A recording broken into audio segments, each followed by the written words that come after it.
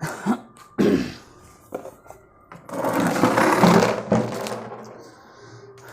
दोस्तों, मैं अक्षय सर नारदीगंज वाला आपका अक्षय मैथ क्लासेस में स्वागत करता हूँ।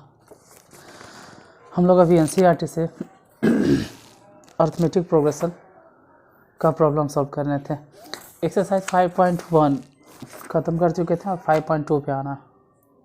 देखिए 5.2 पर जाने से पहले एक चीज़ ध्यान से देखें। 5.2 बताने से पहले समानांतर श्रेणी किसे कहते हैं? समानांतर श्रेणी हम बताएं कि समानांतर श्रेणी किसे कहते हैं, तो कह सकते हैं कि वैसा श्रेणी जिसमें लगातार दो पदों का अंतर समान होता है। बताएं कि वैसा दो पदों का मतलब वैसा श्रेणी जिसमें लगातार दो पदों का अंतर समान होता है। जैसे देखिए, जैसे एक एग्जांपल मान के चलते हैं। 2 है, 4 है, 6 है, 8 है, 10 है, 12 है। मतलब अब आगे आपको पता है कि हम क्या लिखेंगे। 12 के बाद कितना आ जाएगा? 14। 14 के बाद कितना हो जाएगा? 16। आपको पता है कि हम क्या लिखने वाले हैं। ये जो दिखाई दे रहा है इसको बोलते हैं T1, इसको बोलते हैं T2, इसको बोलते हैं T3। मतलब टर्म नंबर 3, ये वाला term number 4, term number 5, term 6, term 7, term 8। मतलब इस तरह से डॉट डॉट डॉट आगे जाता है। इन दोनों के बीच में डिफरेंस कितना है? मतलब इसमें क्या जोड़ें कि 4 आ जाए तो साफ पता चल रहा है कि डिफरेंस है 2। फिर इसमें क्या जोड़ें कि 6 आ जाए तो फिर से है +2। फिर क्या जोड़ें कि 8 आ जाए तो +2। मतलब हर बार कितना कितना जोड़ रहा है? +2। तो ये तो टर्म हो गया। और जो दो जो ऐड कर रहे हैं इसको बोलते हैं डिफरेंस। मतलब अगर इसमें हम पूछे कि प्रथम पद क्या है, T1 क्या है, तो T1 आप बता सकते हैं कि T1 अगर चाहिए तो T1 बराबर हो गया डायरेक्ट 2। यही वाला जो T1 है वो तो है ही है। T2 अगर जाना हमको T2 तक, तो T2 तक पहुंचने के लिए क्या करते हैं? जो भी फर्स्ट टर्म है उसमें हम डिफरेंस को जोड़ देते हैं। कितना? 2 जोड़ देंगे तो 4 आ जाएगा। फिर T3 तक आना है, T3 तक।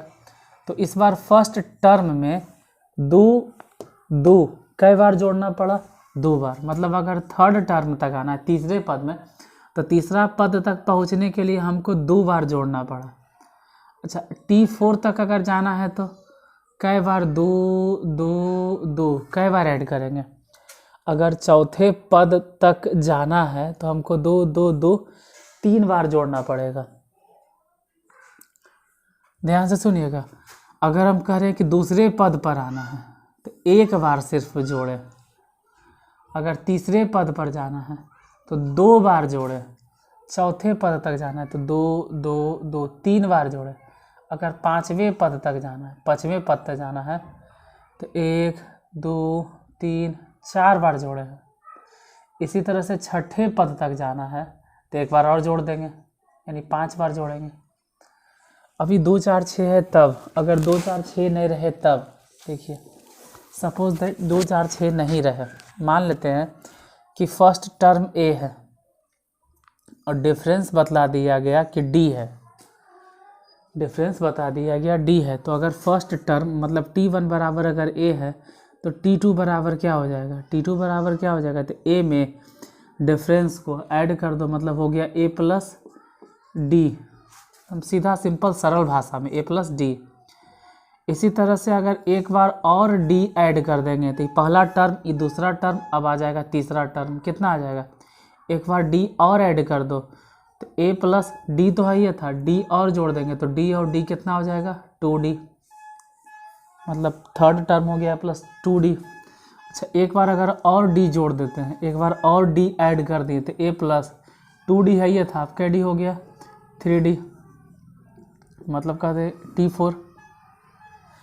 पहला पद, दूसरा पद, तीसरा पद, चौथा पद। इसी तरह से एक बार अगर और D जोड़ दें, देखिए फर्स्ट टर्म तो A होता है, जो भी रहे वो दिए हुए रहेगा फर्स्ट टर्म में। अगर हमको सेकेंड टर्म पर जाना है तो D जोड़ना पड़ेगा मात्र 1 बार। अगर यहाँ पहुँचना है तो 1 बार तो जोड़वे की, 1 बार और जोड़ दिए, मतलब कई बार D जोड़ा? 2 बार। फोर्थ टर्म तक जाना है तो अगर फोर्थ टर्म तक पहुंचना है तो एक बार और डी जोड़ दो, मतलब 3 बार जोड़ दिए। इसी तरह से बोलिए एक बार अगर और डी जोड़ देंगे तो अभी कहेंगे कि a+4d हो गया, टर्म हो गया क्या T5। मतलब यही चीज़ अगर सही से लिखा जाए इसे कि T1 को हम क्या जानते हैं, T1 तो a है, ये है। T2 को क्या लिखेगा, तो T2 को लिखेंगे a+d, यही लिखे हैं T2। T3 क्या लिखाएगा, T3 देखिए T3 क्या है a+2d। T4 क्या, उसको भी देख लीजिए, T4 क्या है a+ कितना है 3d। एक और देख लेते हैं T5 क्या है उसी तरह से, तो T5 को देखे तो a+4d। अब लगभग इतना में आपको समझ में आ जाना चाहिए कि अगर यहाँ पे 5वां पद आपसे पूछ रहे हैं तो d कई बार जोड़े हैं, 4 बार। अगर चौथा पद पूछ रहे हैं तो d कई बार जोड़ रहे हैं, 3 बार। मतलब जो भी पद पूछ रहे हैं उससे एक ही बार d कम जोड़ रहे हैं। अगर तीसरा पद पूछे तो d कई बार जोड़े हैं, 2 बार। अगर दूसरा पद पूछे तो d कई बार जोड़े हैं, मात्र 1 बार। और अगर पहले पद पूछे तो d कई बार जोड़े हैं, उससे एक कम, यानी 0 बार। मतलब अगर इतना में अनुमान लगा सको तो आप बता सकते हैं T10 क्या लिखाएगा, 5वां पद मतलब एगो कम d, तो T10 मतलब हो जाएगा a+9d, एगो कम। इसी तरह से कह सकते हैं कि T50 क्या हो जाएगा, इसी तरह से डॉट डॉट डॉट, तो a+49d। यानी कि T अगर 100 पूछते तो हो जाएगा a+, इससे एगो कम, मतलब 99d। यानी कि अगर T 100 है, अगर T n पूछ दिया जाए तो a+n-1 इंटू डी, मतलब यहाँ पर जितना है उससे एक कम, n-1 इंटू डी। यही होता है Tn का फॉर्मूला। nवां पद का सूत्र यही हो गया, a+n-1 इंटू डी। और इस एक्सरसाइज में यही अप्लाई होगा, इसको देख लीजिए। आपको सिर्फ ये लास्ट वाला याद रखना है, ठीक है। और याद भी क्या रखना है, जैसे जो भी कहें, अगर मान लेते हैं कि हम कहते हैं कि 100वां पद बताइए तो a+99d।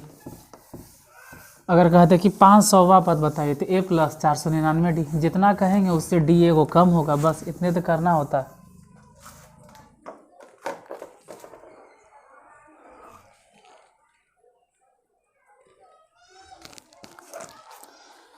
अब आते हैं एक्सरसाइज पर, प्रॉब्लम में। Question number 5.2। इसमें एक टेबल बनाया गया है। इस टेबल को करना क्या है, निम्नलिखित सारणी में रिक्त स्थानों को भरिए, मतलब फिल इन द ब्लैंक्स है। पहले तो हम टेबल बना देते हैं, फिर उसको फिल कर देंगे। चलिए वही पेन सही है।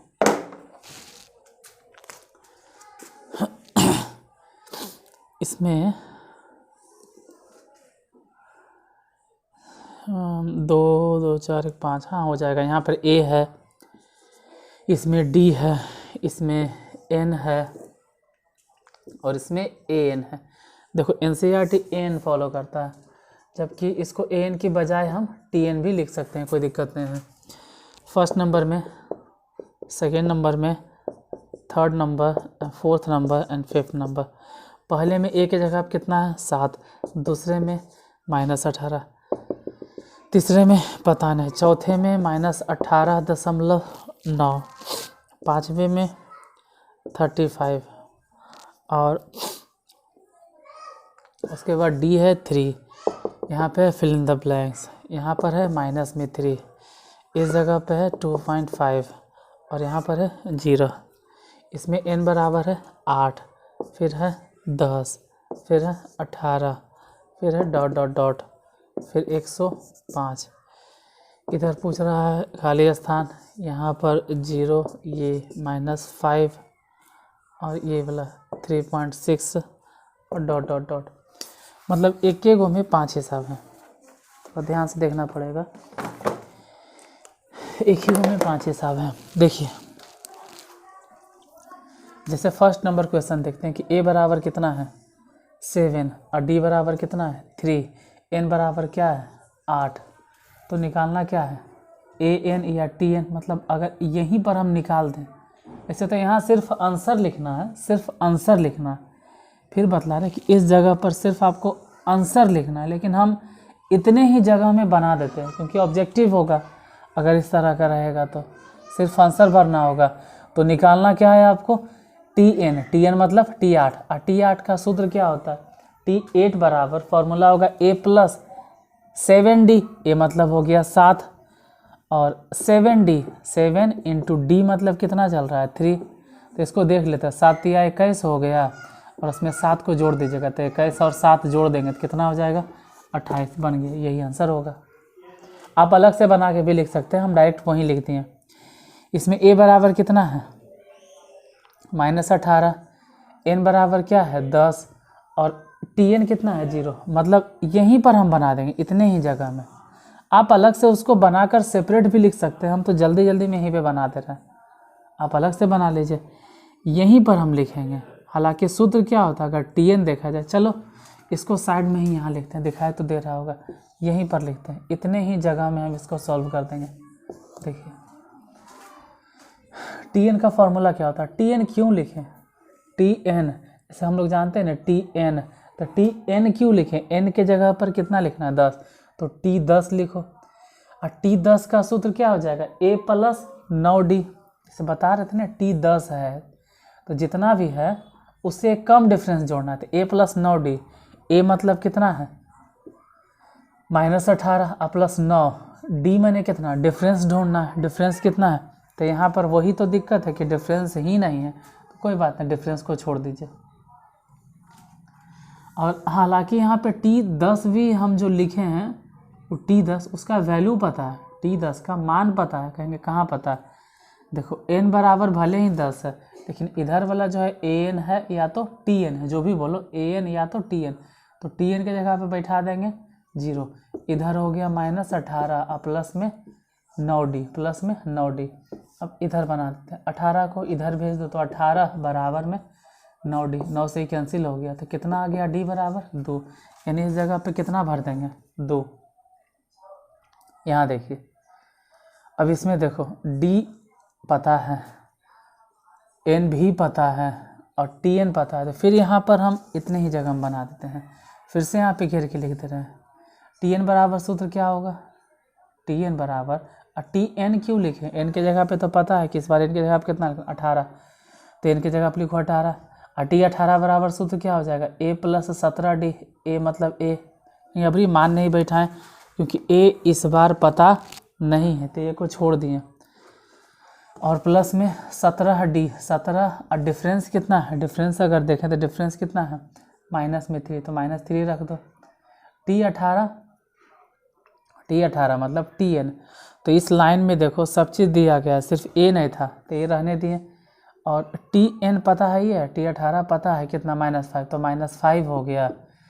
उधर देखे तो a है, और 17 कितना हो जाएगा 51, माइनस में 51, 17 51 को इधर भेज दो तो a बराबर क्या हो गया -5 है, 51 अगर इधर आएगा तो इधर आते के साथ वो हो गया प्लस में, यानी a बराबर कितना हो जाएगा, जैसे ही प्लस 51 होगा और -5 है तो 51 में से 5 गया 46, मतलब इस जगह पे कितना भर देंगे 46, ये 46 हो गया। देखिए इसमें 46 आंसर, इसमें 2 आंसर, और यहाँ पे 28 आंसर, ये गोला गोला भर के आपको कन्फ्यूज कर दे रहे हैं। जो भी हम ब्लू कलर से लिखे हैं वो तो क्वेश्चन में दिया गया था, जो हम ब्लैक कलर से लिख रहे हैं वो आंसर है आपका। जैसे इसी में a मालूम है, डिफरेंस मालूम है, n नहीं पता है इस पर, तो कोई बात नहीं, यहाँ पे घेर के फिर से बना देते हैं। फिर से हम लिखेंगे tn बराबर सूत्र क्या होता है, tn इक्वल सूत्र होता है a plus n minus 1 into D, कहेंगे इस बार ऐसे लिखें, इसलिए लिखना पड़ा क्योंकि इस बार a पता है, a कितना है, a के सामने देखो क्या है माइनस में 18.9 प्लस n नहीं पता है तो n माइनस 1, कहेंगे n कैसे नहीं पता, ढूंढो कहाँ है n तो पता नहीं, इस बार खाली जगह छोड़ दिया, तो n माइनस 1 इंटू डिफरेंस पता है, डिफरेंस कितना है 2.5, तो 2.5 लिख देंगे बराबर tn कितना है, tn कितना है, tn कितना है, मतलब इसी लाइन में tn कितना है, तो इधर देखते हैं 3.6। अब हमको n फाइंड करना है, तो काम करो एक अंक के बाद दशमलव, एक अंक के बाद दशमलव, एक अंक के बाद दशमलव, बटा 10 करते हैं, वो वाला ख़त्म हो गया, तो बच गया कितना 36, और ये जो इधर है ना उसको इधर भेजने पर प्लस में हो जाएगा 189, लग रहा होगा दशमलव कहाँ गया, बोले तो एक अंक के बाद दशमलव, एक अंक के बाद दशमलव खत्म हो गया, इधर हो गया n-1 और गुने में 25, फिर इन दोनों को जोड़ दो तो 6 है और 9 है, 9 6 कितना हो जाएगा 15, 8 हाथ 3 11 और 1 12, हाथ में 1, 1 1 कितना हो गया 2, इधर हो जाएगा n-1 और गुने में 25, 25 से इसको काट दो तो 25 नमा 2 25, यहाँ 9 होगा ना, n बराबर कितना हो गया -1, इधर आके हो जाएगा प्लस में, यानी n इक्वल टू हो जाएगा 10, n की जगह आप कितना बैठा देंगे 10, n इक्वल टू 10। अब इसमें देखते हैं a की जगह पर कितना है 35, d की जगह पे 0, n की जगह पे 105।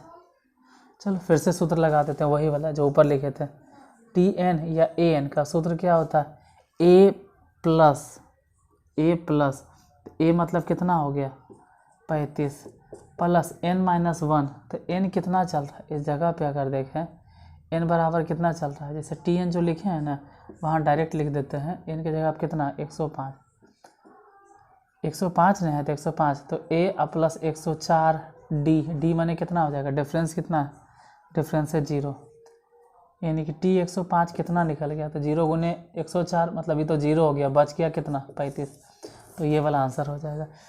इसमें 35, इसमें कितना आंसर लिखे हैं 10, यहाँ पर कितना 46, यहाँ पर 2 और उसमें 28, ये तो एक ही हिसाब में 5 को हिसाब था आपका, तो 5 को फिर से दोबारा देखिएगा रिपीट करके, नहीं समझ में फिर से देखिएगा क्योंकि 5 हिसाब है, और ऐसे तो आगे बताते बताते क्लियर हो जाएगा, ठीक है, आगे बहुत बार ये सब चीज़ रिपीट होगा आपको।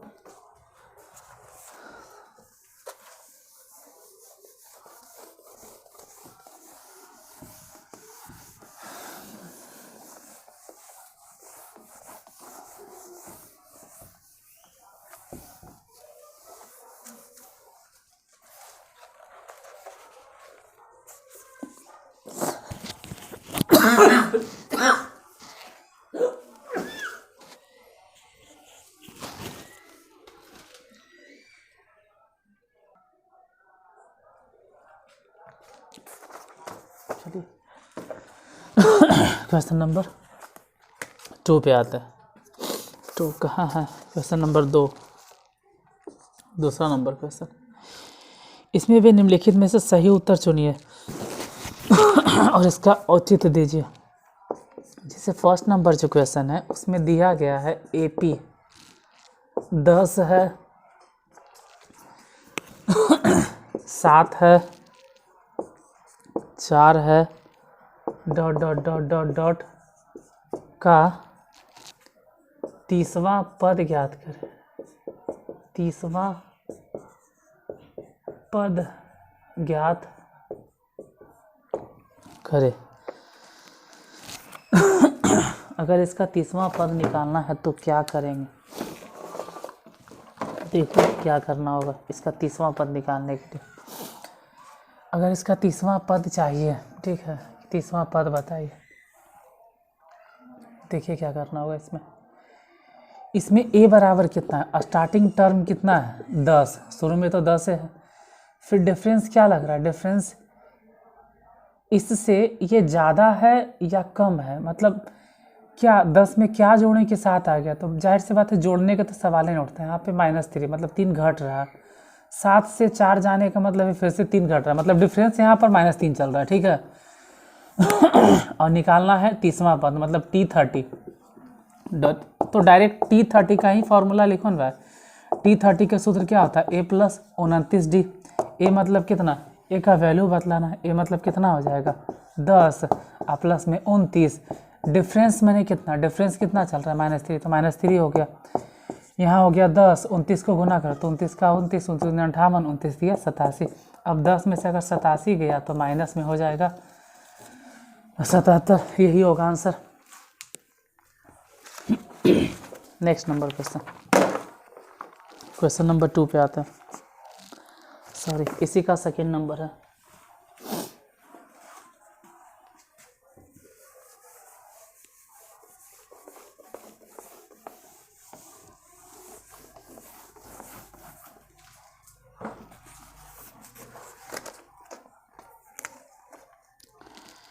इसी का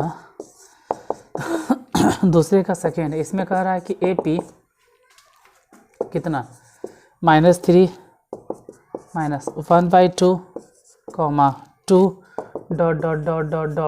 का 11वां पद ज्ञात करें। 11वां पद ज्ञात करें। फिर से वही बात है कि इसमें ए क्या है आपको पता होना चाहिए, डी क्या है ये पता होना चाहिए। देखिए 3 है, ठीक है। ए बराबर कितना चल रहा है -3, डिफरेंस कितना है, तो डिफरेंस अगर डायरेक्ट पता लगा सकते हैं, हम समझाए थे, पता लगा लीजिए। और अगर नहीं पता चलता तो किसी भी पद में से उसके पहले वाले पद को घटा दो, जैसे इसमें से इसको घटा दो या तो इसमें से इसको घटा दो, पता चल जाएगा। जैसे इन दोनों के बीच में डिफरेंस क्या है, मतलब इससे ये कितना ज़्यादा है या कितना कम है, अगर पता करना हो तो किसी भी पद को पकड़ो, कोई ज़रूर नहीं कि T2, किसी भी। जैसे T3 को अगर पकड़ते हैं तो उसमें से T2 घटा देंगे, और अगर यही लिखते हैं कि -1/2 तो इसमें से घटा देंगे किसको, -3 को। अब जाहिर सी बात है कि -1/2 में हम घटा रहे हैं इसको, तो घटाने पे तो ये हो जाएगा प्लस, डिफरेंस कितना हो जाएगा, नहीं कुछ तो नीचे 1, LCM हो गया 2, ये बच गया -1, इसको वहाँ भेज दो, 3 दूनी 6, तो डिफरेंस कितना आ जाएगा, 6 में से 1 घट गया, मतलब कि 5 हो जाएगा, और बटा में 2, घटा कर देख लीजिएगा, 2 का LCM 2 हो जाएगा, 3 दूनी 6 नहीं हो गया, मतलब घट के 5 बटा 2। डिफरेंस मालूम है, ए मालूम है, तो निकालना क्या, 11वां पद। 11वें पद का फार्मूला क्या होता है, T11 का फार्मूला होता है A + 10D। ए मतलब कितना लिखेंगे, ए मतलब पता करते हैं, ए मतलब कितना होगा, -3 और प्लस में 10, डिफरेंस कितना है, डिफरेंस ढूंढना, डिफरेंस हो गया 5/2, इससे इसको कैंसिल कर दो तो कट जाएगा, तो 5 बार में, यानी हो गया -3, अब 5 × 5 = 25 है प्लस में और 3 है माइनस में, तो 25 में से 3 अगर घट जाता है तो घट के कितना आ जाएगा, 22। 25 में से 3 घट जाएगा तो हो जाएगा 22। चलिए 5 क्वेश्चन उधर, 2 क्वेश्चन इधर, 7 क्वेश्चन हो गया। 3rd नंबर में बता दें या 3rd छोड़ दें, चलिए 3rd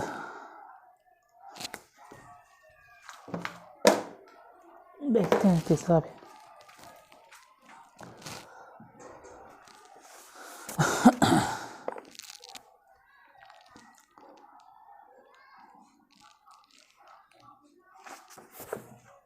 चलो मिटाते हैं।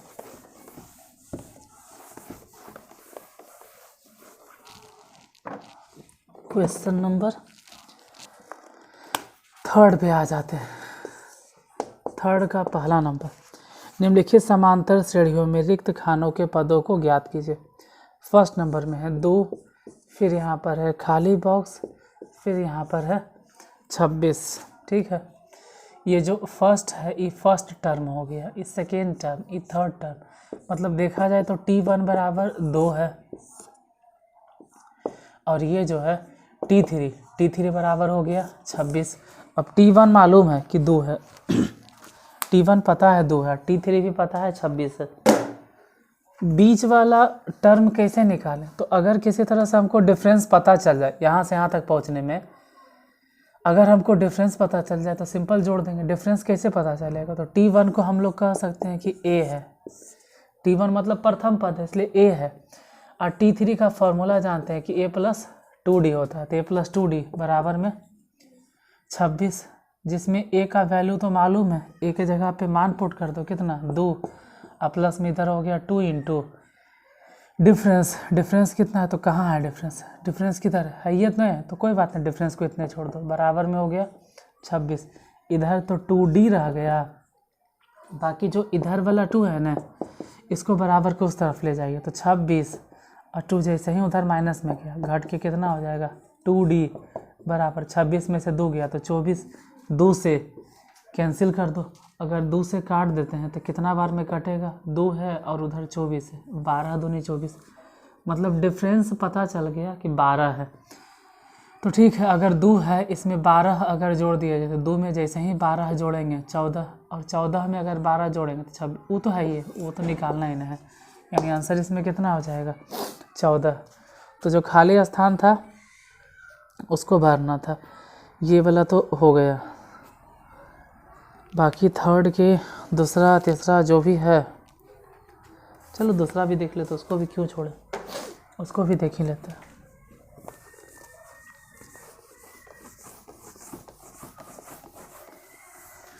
थर्ड के दूसरा नंबर क्वेश्चन है। यहाँ पे फिल इन द ब्लैंक्स, इधर है 13, यहाँ है खाली जगह, यहाँ है 3। इसको समझते हैं कैसे बनाना है। इसमें पहला पद नहीं है, दूसरा पद है, तो लिखो कि दूसरा पद है, मतलब T2 बराबर लिख दो 13, और इधर तीसरा पद नहीं है, फिर चौथा पद है, T4 बराबर लिख दो 3। हालांकि T2 को हम क्या लिखेंगे, A प्लस D बराबर में 13, क्वेश्चन फर्स्ट। और T4 को क्या लिखेंगे, A प्लस 3D बराबर में 3। T2 का सूत्र होता है A प्लस डी, और T4 का सूत्र होता है A प्लस 3D।